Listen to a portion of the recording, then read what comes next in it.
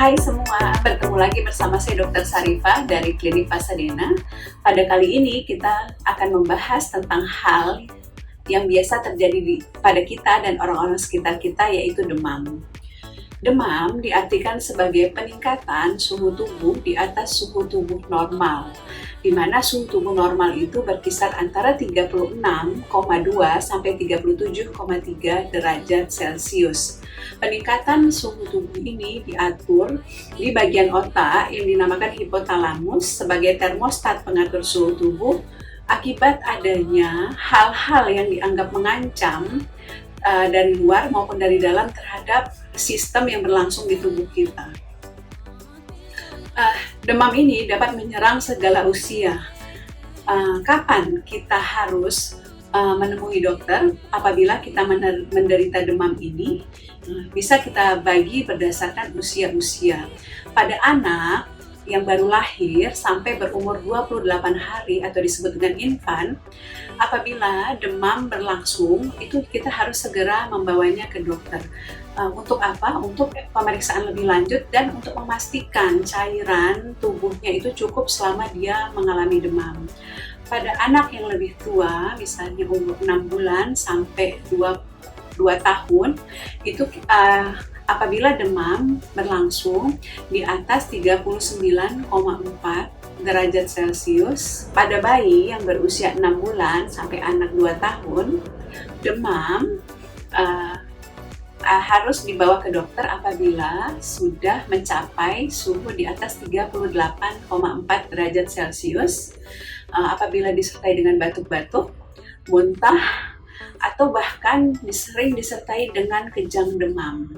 Sementara pada anak yang lebih tua, usia 24 bulan sampai 5 tahun, itu gejala yang harus diperhatikan juga sama biasanya, tapi pada usia ini kita bisa menunggu sampai demam berlangsung 3 hari di atas 38 derajat Celcius, disertai muntah, disertai batuk, bahkan disertai dengan kejang yang dipicu oleh demam.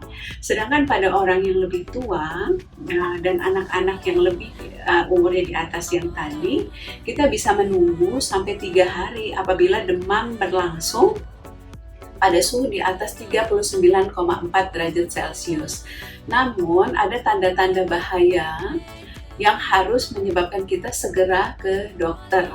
Apabila nyeri-nyeri di badan muncul bersama demam tadi, kemudian ada nyeri keluhan di perut, susah buang air kecil, kemudian batuk yang berat, susah bernafas, kemudian ada rasa nyeri di dada, bibir berwarna kebiruan. Itu adalah tanda-tanda bahaya. Walaupun belum 3 hari, mungkin kita bisa segera mencari pertolongan di pusat-pusat pelayanan kesehatan.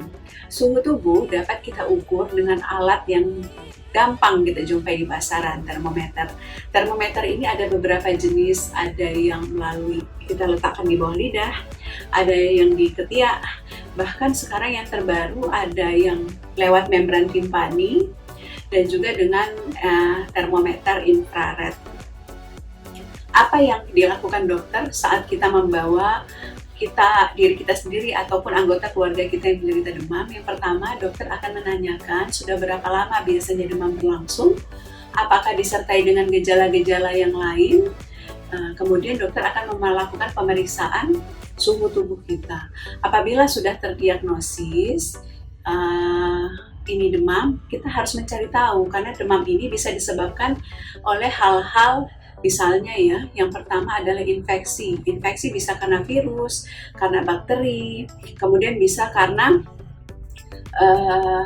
tumor, keganasan, penyakit-penyakit kronis, bisa karena kita terpapar panas yang terlalu tinggi. Tidak semua demam ini harus diterapi. Apabila demam itu dipastikan misalnya penyebabnya bakteri, itu biasanya nanti akan diberikan obat-obatan penurun demam disertai dengan antibiotik.